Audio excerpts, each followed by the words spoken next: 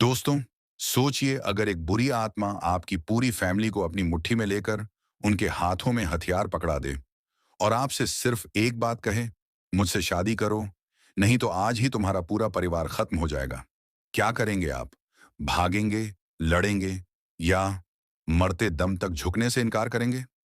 और यही डर, यही आतंक अब नहर की जिंदगी में तूफान बनकर टूटा है। कहानी शुरू होती है उस रात से जब सुकून, जो अब साधारण लड़की नहीं बल्कि एक शक्तिशाली प्रेतात्मा बन चुकी है, पूरे घर पर अपनी पकड़ बना लेती है। उसकी आंखें लाल, आवाज भारी और चेहरा ऐसी विकृत हंसी से भरा कि देखकर ही रूह कांप जाए। सुकून चिल्लाती है, नहर, अगर तुमने मुझसे शादी नहीं की तो आज तुम्हारा कोई अपना जिंदा नहीं बचेगा। घर के सारे सदस्य उसके वशीकरण में होते हैं। सबकी आंखें खाली, चेहरे बेजान और हाथों में खतरनाक हथियार। नहर ये सब देखकर टूट जाता है, पर डरता नहीं। वो कांपती आवाज में बोलता है, सुकून, चाहे तुम मुझे कितनी भी धमकी दो, मैं तुमसे शादी नहीं करूंगा। लेकिन तभी सुकून उंगली उठाते ही पूरे परिवार को आदेश देती है, सब लोग अपने अपने गले पर हथियार रख लो। पूरा घर एक साथ अपने ही गले पर चाकू और त्रिशूल रख लेता है। पूरा माहौल जम जाता है। नहर की सांस अटक जाती है। सुकून, अब बोल नहर, मुझसे शादी करेगा या अपनी पूरी फैमिली का अंत देखेगा? नहर की आंखों में आंसू आ जाते हैं। उसके पैरों के नीचे से जमीन खिसक जाती है। वो मजबूर हो जाता है। थरथराती आवाज में बोलता है, ठीक है, मैं तुमसे शादी करूंगा, बस इन्हें कुछ मत कहना। सुकून की हंसी गूंज उठती है, शाबाश, आखिरकार तू टूट ही गया। तांत्रिक बाबा की एंट्री, टर्निंग पॉइंट। उधर रूही, जो अब आत्मा बन चुकी है, सब देख रही होती है। उसे पता है कि नहर को बचाना है। वो दौड़कर उसी पुराने तांत्रिक बाबा के पास जाती है और सब बता देती है। तांत्रिक बाबा गुफा से उठते हैं। उनकी आंखें चमक रही होती हैं।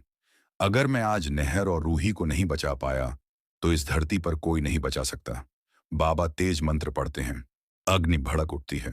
रूही के शरीर में रुद्राक्ष बांधा जाता है। फिर दोनों घर पहुंचते हैं।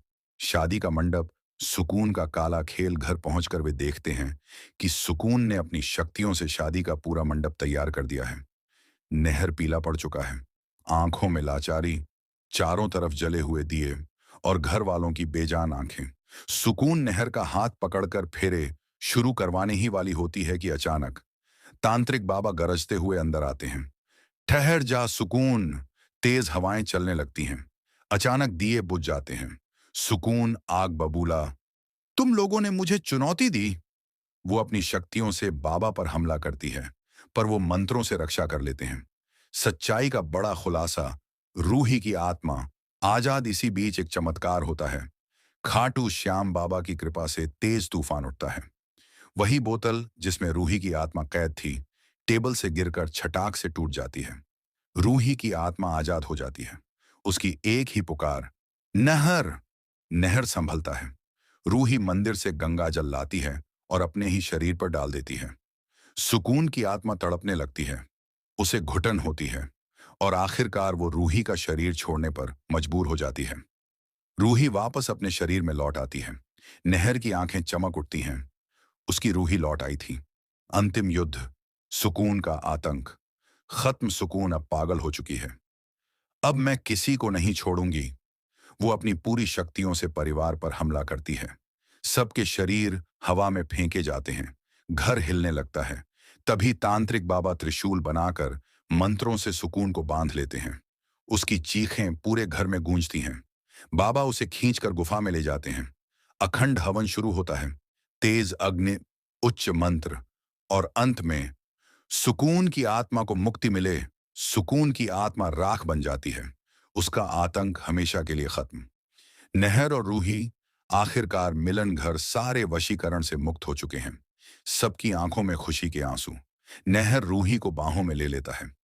अब चाहे कुछ भी हो, मैं तुम्हें कभी खोने नहीं दूंगा। दोनों गले मिलते हैं, पर कहानी यहीं खत्म नहीं होती, क्योंकि दादी, हाँ, दादी अब भी नहर और रूही के मिलन से खुश नहीं है और वह अब एक ऐसी चाल चलने वाली है जो दोनों की जिंदगी फिर से उलट पुलट कर देगी। दोस्तों, सुकून का खेल तो खत्म हो गया, लेकिन अब असली तूफान दादी की चाल से उठने वाला है। क्या दादी नेहर और रूही को फिर अलग कर देंगी, या प्यार हर चाल को मात देगा? जानने के लिए अगले एपिसोड में जरूर मिलिए।